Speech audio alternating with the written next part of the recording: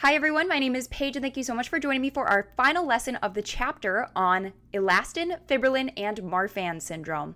So we're shifting gears a little bit for this final video of the chapter. Previously in this chapter, we've been talking about collagen, how collagen is made, and all of its implications clinically. However, now we're shifting gears and we're going to talk a little bit about something called elastin, which is another type of connective tissue. So our broad overview for this video is that elastin is a stretchy type of connective tissue that is held together by a glycoprotein called fibrillin. And when there's a defect in this fibrillin, we get something called Marfan syndrome, which is another connective tissue disorder that presents very uniquely with a couple of very classic clinical features. And these clinical features have a lot to do with where this elastin is found throughout the body, both in the skin, in the joints, in the blood vessels, things of that nature. So let's get into it. So like I was alluding to, elastin, as the name suggests, is an elastic protein, and it's found in the dermis, the lungs, the vessels, and the ligaments, and the ligamentum flavum of the vertebrae.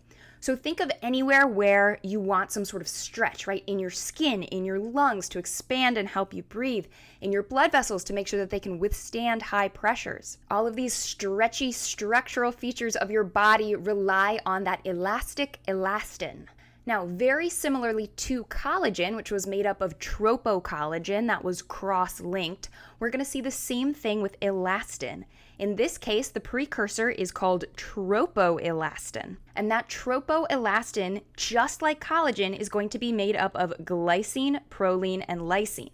However, if you remember in collagen, those glycine, proline, and lysine residues were glycosylated. That was a big part of the modification process to create procollagen. In elastin, however, that gly-XY pattern, glycine, proline, lysine, that we've become so accustomed to in collagen, those residues are not going to be glycosylated. This is something that I've personally never seen tested, but I wouldn't be surprised if they integrated it in because it is something that is unique between collagen and elastin. And just like collagen, if you can remember how the tropocollagen in that final step of collagen synthesis was cross-linked, you're going to see the same thing here in elastin.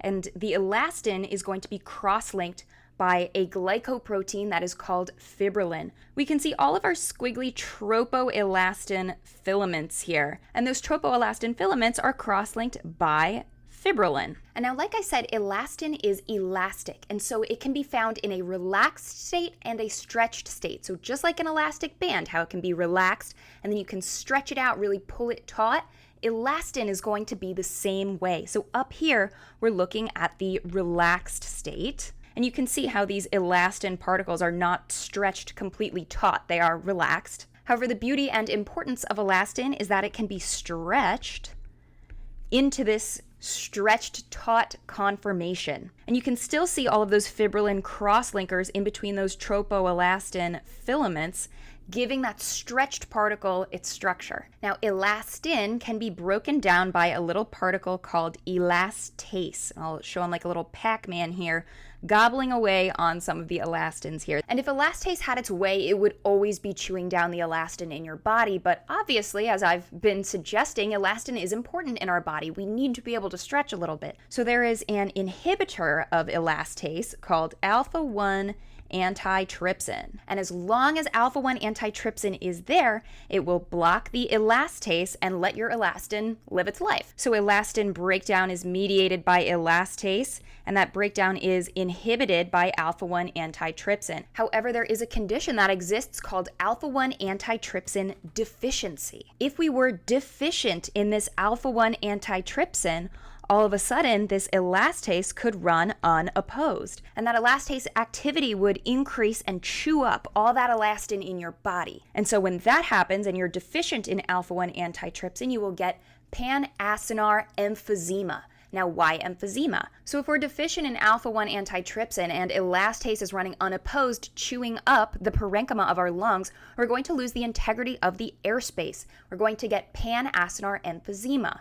That's widespread throughout the parenchyma of the lungs, and that looks a little different from the centriacinar emphysema that you will see with smokers. And if you're interested, we have a whole section on that over in the pulmonology unit, but I just wanted to remind you where you've seen elastin before, and since we're talking about how important it is, why it's so important to keep that elastase in check.